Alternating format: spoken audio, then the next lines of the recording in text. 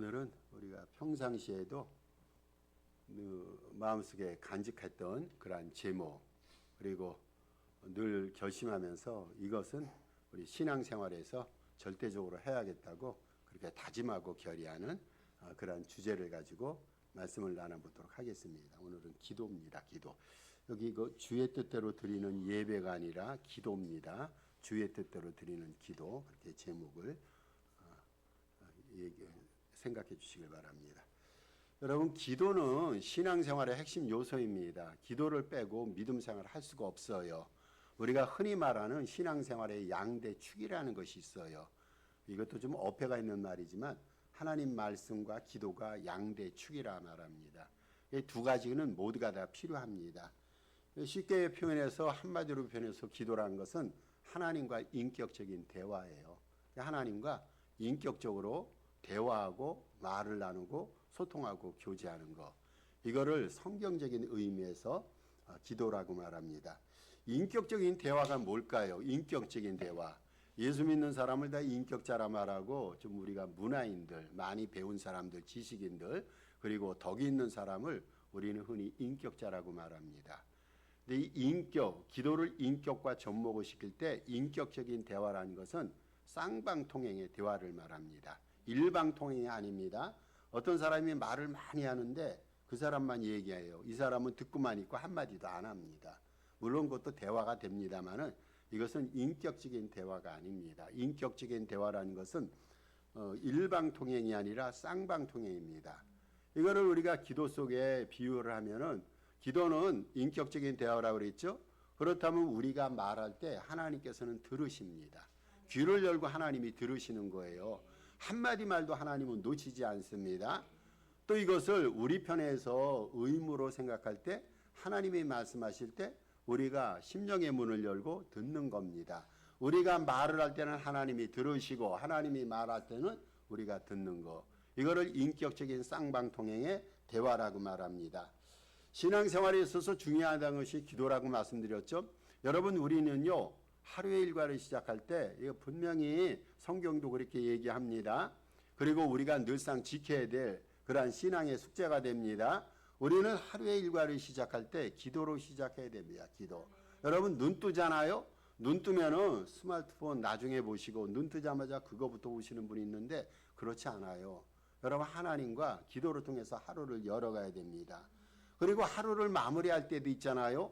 TV라든지 스마트폰으로 마무리하지 말고, 세상 사람과 대화로 마무리하지 말고, 마무리할 때 기도로 하나님과 인격적인 교제와 소통을 나누면서 마무리해야 됩니다. 예수 믿는 사람은 기도로 하루를 열어야 되고 기도로 하루를 마무리해야 됩니다. 왜 그런가 하면은, 여러분, 우리가 기도로 하루를 열어갈 때 하나님께서는 그날에 필요한 인생의 에너지를 아십니다. 우리가 그날 누구를 만나야 될지, 무슨 일을 해야 될지 하나님은 그 소상히 아시는 거예요. 그래서 우리가 하루를 기도로 열어갈 때 하나님께서는 그날에 필요한 영적이고 육체적인 힘과 지혜와 능력을 기도 가운데 공급해 주십니다. 여러분, 기도로 하루를 열어가면요, 그날 하루의 인생은 수지 맞을 수가 있어요. 또 기도로 하루의 일을 마감하잖아요. 하루의 일을 마감할 때 하루가 24시간입니다마는 얼마나 많은 삶의 사연과 사건들이 일어납니까? 전혀 생각지 못했던 일들이 하루의 일상 가운데 일어납니다. 거기에는 슬픈 일도 있고 좋은 일도 있어요. 거기에는 원치 아니한 일도 일어났던 것이 있단 말이죠. 그래서 우리가 기도로 하루의 일을 마무리할 때 하나님께서는 우리의 모든 하루의 여정과 시간과 삶들을 은혜롭게 마무리 져 주십니다. 기도로 하루의 일을 하나님께서는 우리가 마무리할 때 은혜롭게 마무리 져 주시면서, 또 좋은 것은요, 기도로 하루의 일을 마감할 때 평강 가운데 침상에 들게 만듭니다. 그 다음날 일어났는데 여전히 기분이 안 좋고 육신적으로 찌푸둥한 상태가 있지 않습니까? 왜 그렇습니까? 그 전날에 평안한 잠을 못 이뤘기 때문에. 왜 평안한 잠을 못 이룹니까? 여러분, 그 주된 의미 가운데 하나는요, 기도 가운데 모든 삶의 사건을 은혜롭게 마무리 짓고 그저 편안하고 안연한 마음으로, 영혼의 가벼움으로 침상에 들어갈 텐데 그러한 과정이 없었단 말이죠. 그래서 중요한 것은요, 우리가 기도로 하루의 여정을 열어갑니다. 그때 하나님께서는 필요한 능력과 지혜를 공급해 주십니다. 기도로 하루의 일과를 마무리 짓습니다. 그때 하나님께서는 평안과 은혜를 베풀어 주셔서 평안히 하루의 여정을 침상 속에 들어가서 잘 마무리할 수 있도록 은혜를 베풀어 주십니다. 여러분, 이처럼 기도는요, 우리의 일상 삶에 있어서 영적이며 육적인 에너지와 힘과 그리고 생명을 풍성하게 공급해 줍니다.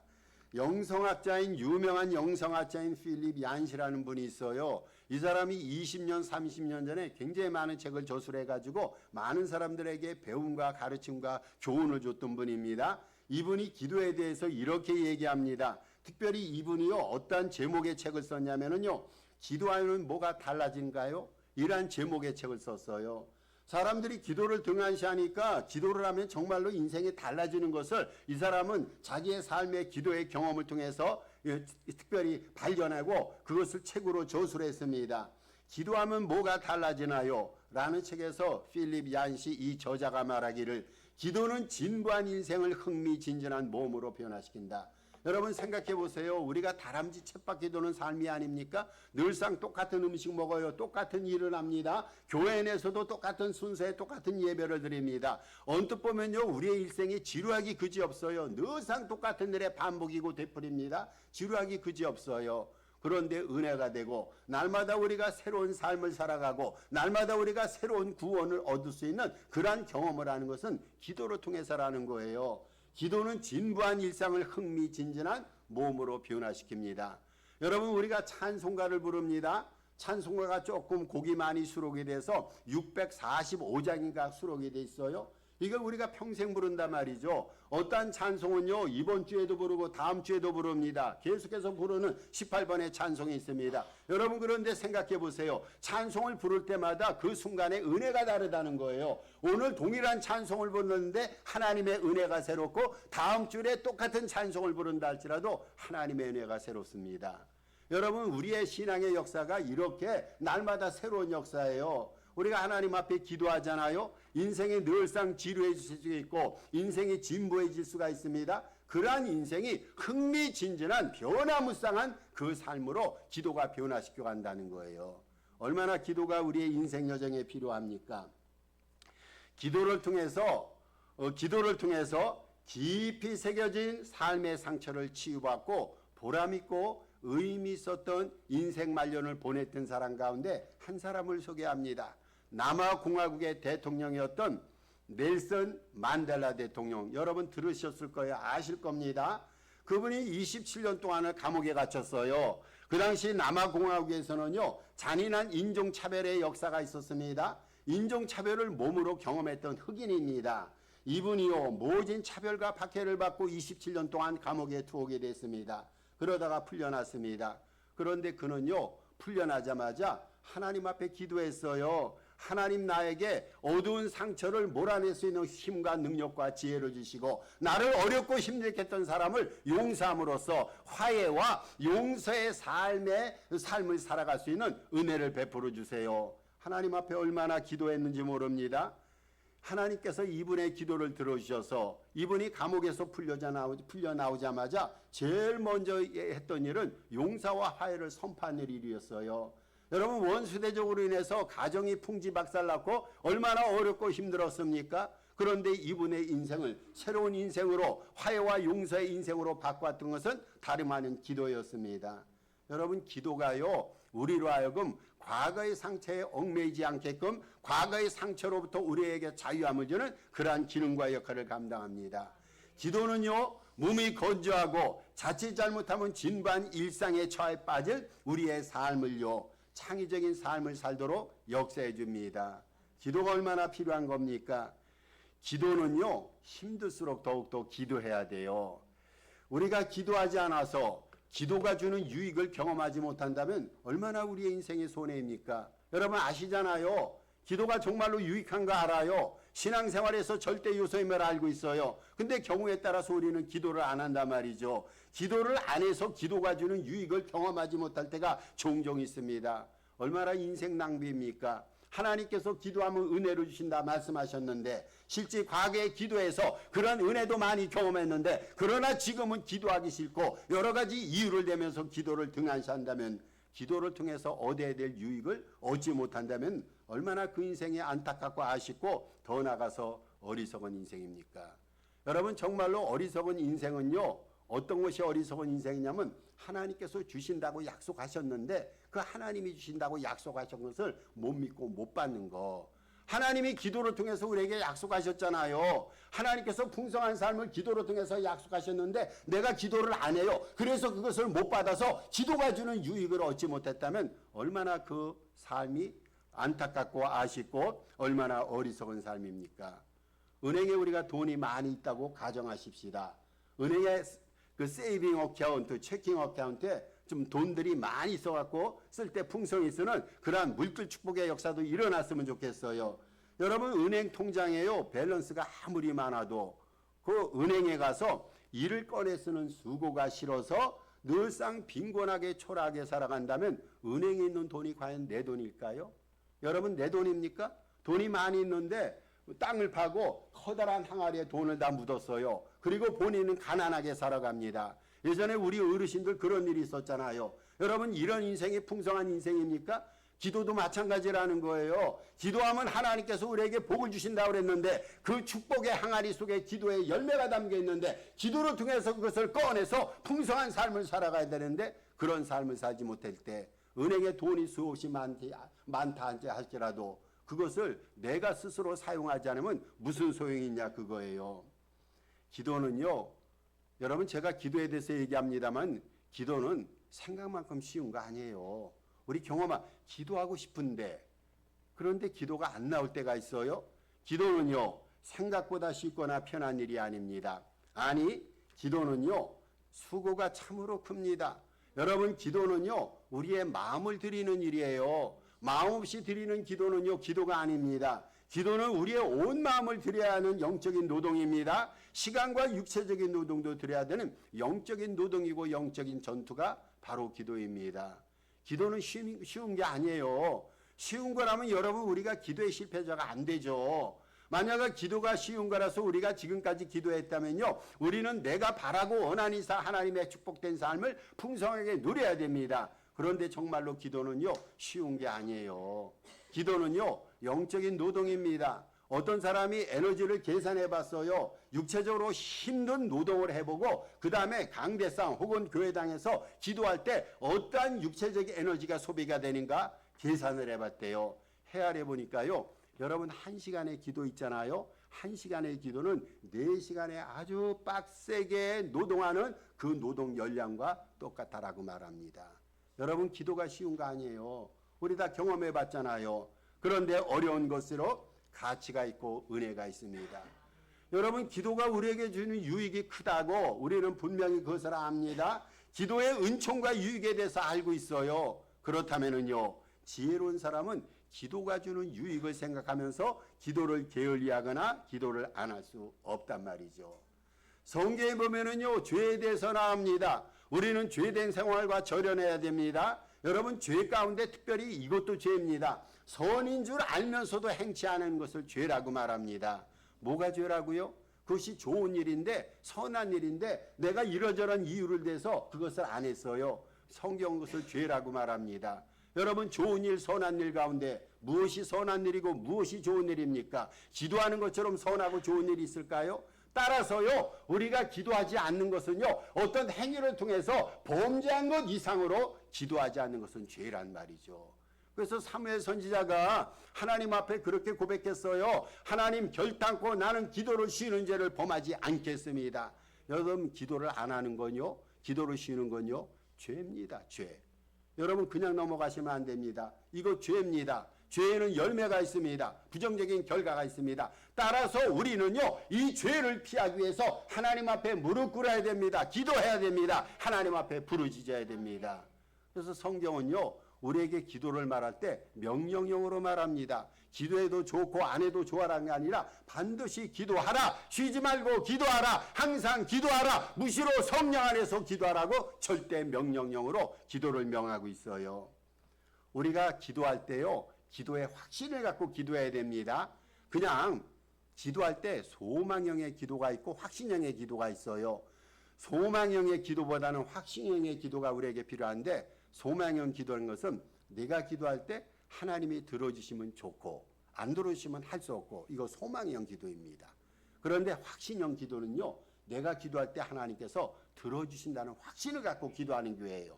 그러한 기도를 말합니다. 그래서 기도에 확신이 있는데 오늘 본문의 요한일서 5장 15절에 보니까 두 가지 확신을 보여줍니다. 여러분 기도에는 두 가지 확신이 있어야 됩니다. 첫 번째 확신은 우리의 기도를 하나님이 들으신다는 것을 확신해야 됩니다. 우리의 기도를 하나님이 들으십니다. 그래서 오늘 본문 초반절에 15절 초반절에 우리의 구하는 바를 들으시는 줄을 안죠. 기도하는 사람은요 알아요. 뭘 압니까? 하나님이 내 기도를 들은다는 걸 알아요. 그렇기 때문에 더 열심으로 기도합니다. 그런데 이 시대는요 남의 말 안 들어요. 듣기 즐겨하지 않습니다. 그렇습니다. 대화를 나누다 보면요 자기 말은 많이 하는데 남의 말 듣는 데에는 훈련이 제대로 되어 있지 않아요. 또 남의 말을 듣는다 할지라도 부정적으로 판단하고 부정적으로 평가하는 경우가 있습니다. 그런데 우리 하나님께서는 우리가 무슨 말을 해도요 논리에 안 맞아도 상황에 안 맞아도요 하나님 다 들으세요. 그래서 하나님이에요. 하나님은 우리가 외치고 요구하고 간가하는 거 이거 때로는요 얼토등땅한 거예요. 이거 사리에 전혀 안 맞고 불합리한 겁니다. 하나님 그거 다 들으십니다. 그래서 기도하는 자는요 하나님께서 하나님 앞에 나가서 하나님 앞에 기도하는 것을 하나님께서는 들으신다라는 것을 확신하고 하나님 앞에 나간단 말이죠. 두 번째 확신이 있어요. 두 번째 확신은 우리의 기도에 하나님께서 응답하신다는 거. 자 보세요. 하나님은 우리의 기도를 들으십니다. 그래서 우리가 하나님 앞에 나가는 거예요. 두 번째, 하나님은 우리의 기도를 들으실 뿐 아니라 그 기도를 응답해 주신다는 거. 이거를 확신하기 때문에 우리 하나님 앞에 나간단 말이죠. 저는요 결혼 생활하면서 우리 집사람이랑 약속을 좀 많이 했어요. 제가 뭐 약속이란 것은 뭐를 해주겠다. 뭐 때로는 미안하고 뭐 수고하니까. 근데 제가 이렇게 약속을 하고요. 저는 어떤 때는 뭐 일부러 안 지키는 경우는 별로 없는데 제가 종종 잊어버려요. 약속을 해놓고 마음을 붕뜨게 해놓고 잊어버리곤 합니다. 여러분 근데 하나님께서는 우리의 기도를 듣고요 한마디도 잊어버리신 분이 아니라 모두가 다 기억하십니다. 왜 하나님께서는 우리의 기도를 기억하십니까? 응답해 주시기 위해서. 여러분 응답해. 그래서 좋은 것은요 기도에 확신을 갖고 우리가 기도해야 되는데 하나님은 우리의 기도를 들으신다는 확신, 하나님은 우리의 기도에 응답하신다는 확신, 이러한 확신을 갖고 기도할 때 기도에 복된 아름다운 열매가 맺어집니다. 그러면은 하나님이 응답해 주시는 기도에 절대적인 조건이 있어요. 하나님의 뜻대로 기도하는 겁니다. 하나님의 뜻대로. 하나님께서는 우리 기도를 들으세요. 하나님은 우리의 기도를 응답해 주세요. 근데 모든 기도가 아니라는 거예요. 하나님만이 설정하신 응답의 기준이 있어요. 응답의 표준이 있어요. 그것이 하나님의 뜻대로 하는 기도입니다.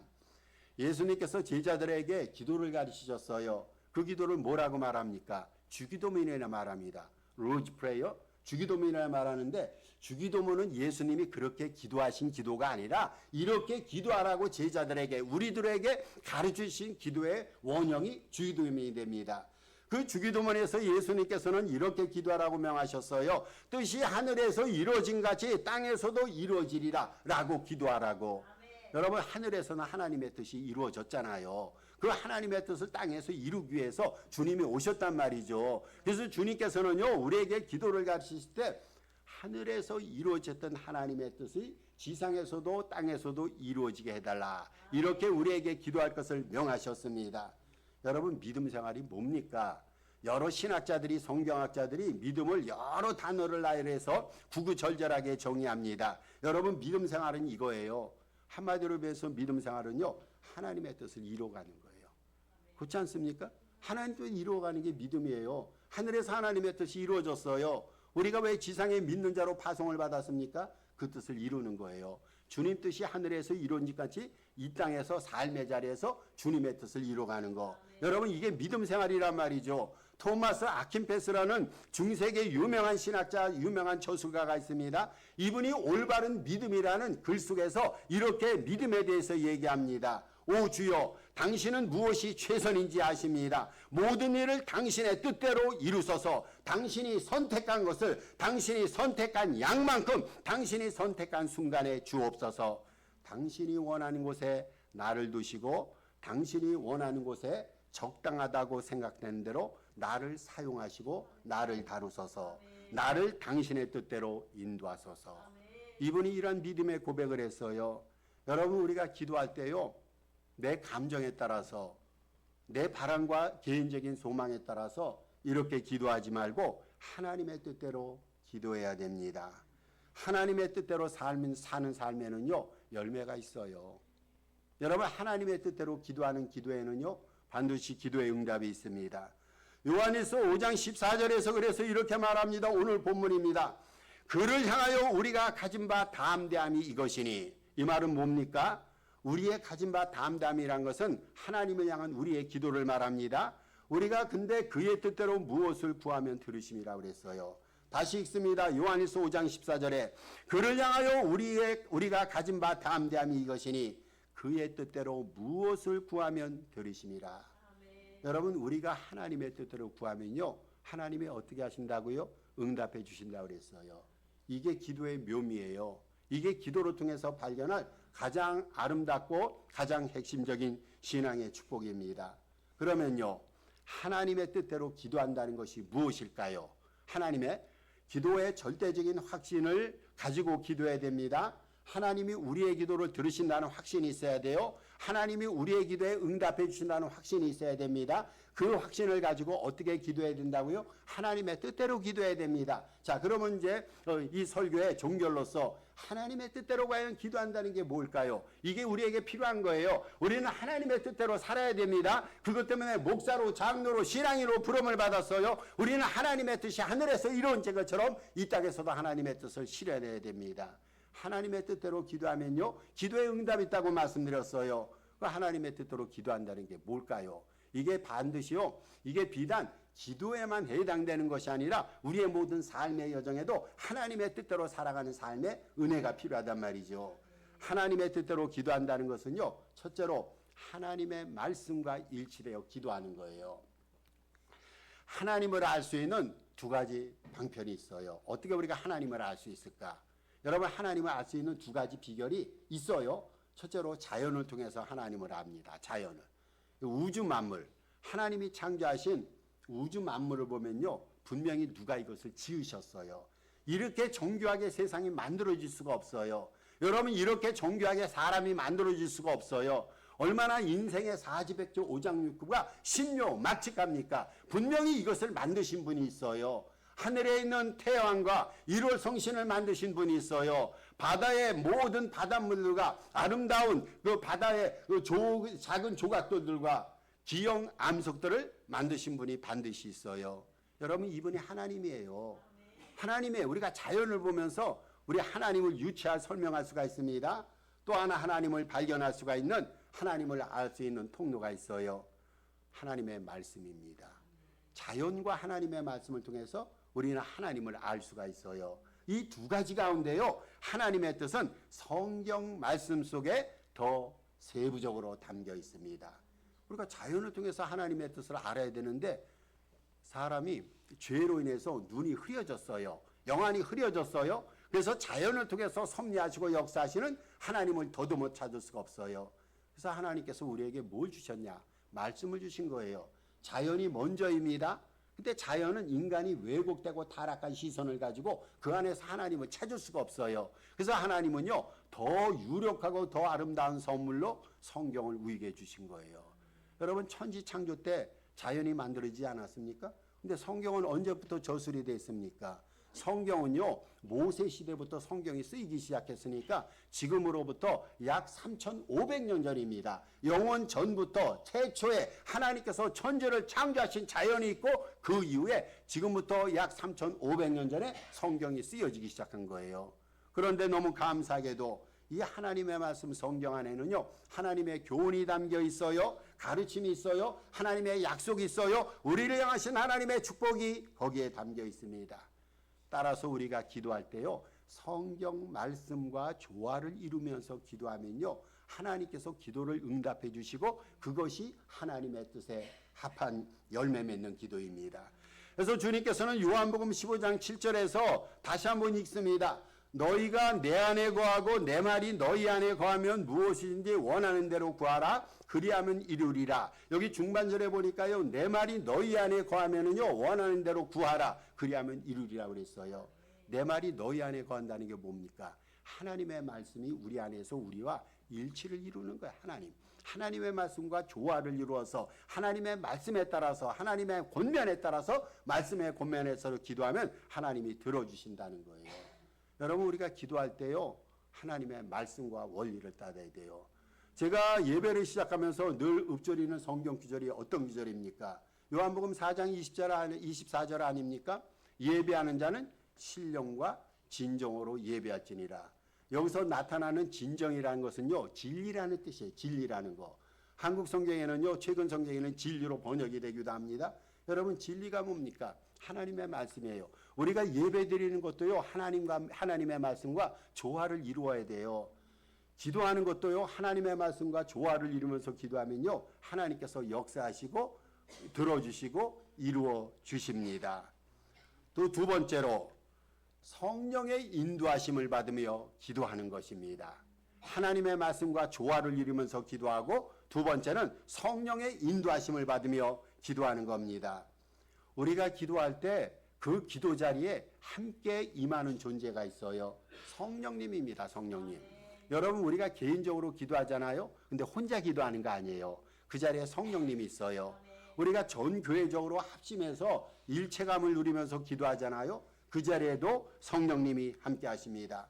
여러분 성령님께서는요. 이렇게 우리를 일깨워 주세요. 우리가 기도할 때 그 기도가 주님께서 허락하신 것인가 아닌가를 성령께서 확인시켜 주시는 거예요. 이게 성령의 역할이에요. 성령은요. 아무 기도나 안 하게 만들어요. 성령은 우리의 입술에 파수꾼을 세워주신다고 그랬잖아요. 그래서 우리가 신앙인으로서 말할 때 성령께서는요. 해야 될 말을 하게 되고 하지 말아야 될 것을 성령께서 자체적으로 막아주시는 거예요. 우리가 기도할 때요. 성령께서는요. 이 기도의 제목과 내용은 꼭 하나님 앞에 드려야 될 것이다. 이렇게 성령께서 감동을 시켜주시는 거예요. 그래서 우리는 기도할 때마다요. 성령의 인도하심을 받으며 기도해야 됩니다. 더 나아가서 성령님께서는요. 우리를 아예 대신해서 기도의 주체자가 되셔서 우리를 대신해 기도해 주십니다. 그게 로마서 8장 26절이에요. 로마서 8장 26절에 이렇게 얘기합니다. 이와 같이 성령도 우리의 연약함을 도우시나니 우리는 마땅히 기도할 바를 알지 못하나 오직 성령께서 말할 수 없는 탄식으로 우리를 위하여 친히 간구하심이라. 여러분 성령님께서 나를 대신해서 기도해 주신다는 거예요. 때로 우리가 믿음이 없을 때가 있어요. 믿음이 부족하니까 기도가 안 나와요. 때로는 우리가 너무나 억울한 일을 당해서 입 밖으로 말이 안 나올 때가 있어요. 너무 힘들고 너무 놀란 일을 당하면요. 여러분 음성이 한마디도 안 나오잖아요. 기도가 안 나오는 거예요. 그러니까 답답한 거예요. 하나님 앞에 기도해야 되는데 나의 안타까움, 나의 이 고난을 하나님 앞에 하소연했는데 입 밖으로 말이 안 나올 때가 있어요. 너무 기가 막힌 일이 많이 일어나서 하나님 앞에 기도하고 싶어도 그 자리에 기도의 음성이 소리로 나오지 않을 때가 있어요. 여러분 그때 기도를 어떻게 합니까? 여러분 그때 가만히 성령님 앞에 맡기는 거예요. 왜 그렇습니까? 성령님께서 나를 대신해서 그것도 보통 기도가 아니라 탄식의 기도라고 그랬어요. 울면서 하나님 앞에 통곡의 기도를 성령께서 들으신다고 말합니다. 여러분 이분이 성령님이에요. 성령님. 성령님께서는요. 우리에게 기도의 제목을 주세요. 우리에게 기도의 확신을 주십니다. 이 기도가 하나님 앞에 드려야 될 올바른 기도인가를 성령님은 일깨워 주십니다. 더 나아가서 성령님은요. 우리가 여러 가지 곤고함과 고통으로 인해서 기도 소리를 전혀 바라지 못할 때 우리를 대신해서 성령님이 기도해 주십니다. 여러분 얼마나 감사합니까? 따라서 우리의 기도가 하나님의 뜻 가운데 되어지는 기도가 되기 위해서 말씀의 원리에 따라서 말씀과 조화를 이루어서 기도해야 됩니다. 성령의 인도하심을 받으며 성령님과 함께 기도해야 됩니다. 여러분 기도는요. 취사 선택 사안이 아니라 절대 필수 분목입니다. 기도해야 영이 삽니다. 기도 안 하면요. 구원은 받았어요. 우리가 믿음으로. 근데 믿음으로 구원 받았더라도 기도하지 않으면요. 그 사람의 영이 죽습니다. 여러분 기도해야 교회가 부흥됩니다. 저는 간혹가다 이런 질문을 받아요. 왜 우리 교회가 부흥이 안 됩니까? 왜 우리 기독교 성결교단이 부흥이 안 됩니까? 우리가 여러 가지 교회 부흥의 요인들에 대해서 얘기할 수 있는 건 많이 있어요. 인구수가 줄어드니까 기독자 수도 줄어들었다. 교회가 세상과 괴리된 삶을 살아가고 자기들만의 아성을 쌓다 보니까 세상 사람들이 교회를 싫어하고 미워해서 교회가 부흥 안 된다. 요즘 젊은이들이 교회를 막 빠져나간다. 그 이유 가운데는 탈종교화 현상이 일어났다. 기독교뿐이 아니라 불교, 천주교, 이슬람교도도 자꾸만 사람들이 빠져나가는 탈종교화 현상이 일어났다. 여러분 이런 식으로 우리가 원인을 돌릴 수가 있어요. 여러분 그런데 그게 직접 원인이 아니에요. 왜 교회가 부흥 안 되고 우리의 믿음이 안 자랍니까? 성경은 말합니다. 기도가 부족해서. 여러분 기도가 부족하면요. 그 교회 부흥 안 돼요. 모이고 모여서 좋은 의견 짜내도 기도가 없는데 교회가 부흥됩니까? 여러분 예루살렘 초대교회 보세요. 그 교회 뭐가 있었어요? 예루살렘 초대교회 아무것도 없었어요. 미디어 시스템이 있었습니까? 부흥회가 자주 있었습니까? 꽃꽂이라든지 모임이 있었습니까? 아무것도 없었어요. 근데 예루살렘 교회가 갖고 있는 영적인 무기가 있었어요. 기도였어요. 저들은 힘들 때 기도했어요. 어려울 때 기도했어요. 여러분 여기 교회의 주도권이 안디옥 교회로 넘어갔단 말이죠. 안디옥 교회가 큰 교회가 되고 선교사를 파송하는 유력한 교회가 됐어요. 어떻게 그 교회가 그런 힘 있는 교회가 됐습니까? 금식하며 기도했기 까닭에. 여러분 다른 거 아니에요. 저는 우리 교회 부흥 보기를 원합니다. 여러분도 원하실 거예요.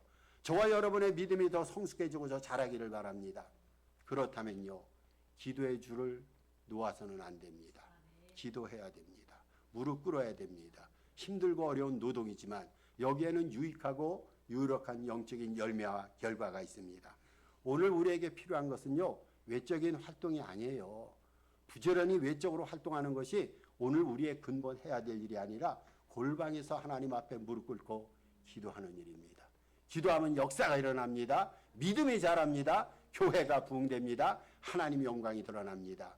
다시 한번 우리 기독교회가 세상 사람들로부터 존경을 회복합니다.